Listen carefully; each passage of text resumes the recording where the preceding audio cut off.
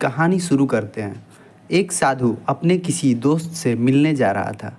तभी उसका एक बचपन का मित्र आता है और बोलता है कि मैं आया हूँ तुमसे बात करने और तुम कहीं और जा रहे हो तो फिर मुझे भी ले चलो। ये कपड़े गंदे हो गए हैं, कोई दूसरे कपड़े दे दो, मैं भी चलूँगा तुम्हारे साथ में। साधु ने एक अच्छा वस्त्र दिया जो किसी सम्राट ने भेंट किया था, जिसमें एक कोट, एक पगड़ी और एक जोड़ी जूते थे।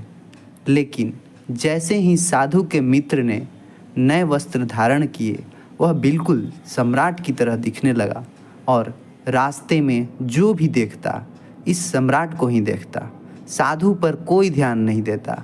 यह देखकर साधु को ईर्ष्या पैदा होने लगी, लेकिन खुद को खुश रखने के लिए मन को आत्मा और परमात्मा की बात समझाने लगा कि क्या ही रखा है इन सब चीज़ों में।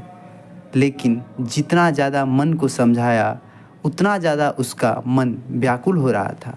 रास्ते में जो भी दिखा वह साधु के मित्र को ही देख रहा था, जो कि बिल्कुल सम्राट दिख रहा था।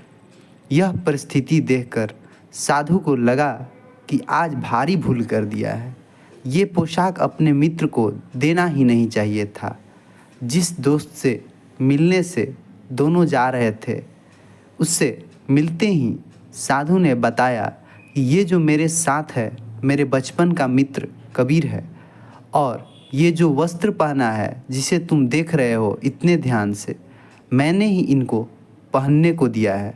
इतना सुनने के बाद कबीर ने आश्चर्य के साथ साधु को देखा और पूछा, यह क्या कह रहे हो?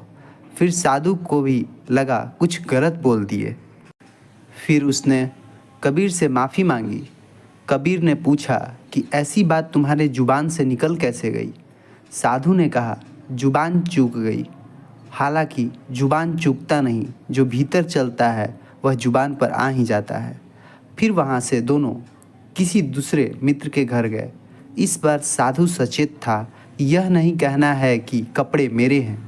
वहाँ पहुँचने के बाद साधु दूसरे मित्र को बताते हैं कि ये मेरे बचपन का मित्र कबीर है और जो कपड़े पहने हैं ये बिल्कुल मेरे नहीं हैं। इतना कहने के बाद समझ आया कि फिर गलती हो गई। इस बार कबीर के पैरों में गिरकर माफ़ी मांगी और भगवान की कसम खाई और बोला, ऐसी गलती अब नहीं होगी। फिर ये दोनों किसी तीसरे मित्र के यहाँ गए। तीसरे मित्र के से मिलने के बाद बहुत अच्छे से परिचय कराया। यह मेरा मित्र कबीर बचपन का मित्र है, बहुत अच्छा आदमी है। और रही बात कपड़े की, तो मैंने कसम खाई है कि कपड़ों की बात नहीं करूँगा।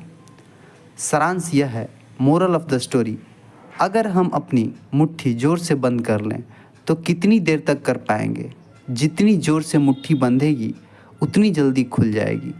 संयमी आदमी बड़े खतरनाक होते हैं, क्योंकि संयमी आदमी ऊपर से संयम साधे हुए हैं और अंदर एक ज्वालामुखी उबल रहा है। ठीक इसी प्रकार अगर कोई व्यक्ति ब्रह्मचर्य का दृढ़ संकल्प लेता है, इसका मतलब कि उसके भीतर कामुकता उतना ज़्यादा भरी हुई है। संयम हमारे विकृतियों को दबा देता है और फिर इन विकृतियों से बाहर होने का मौका नहीं देता।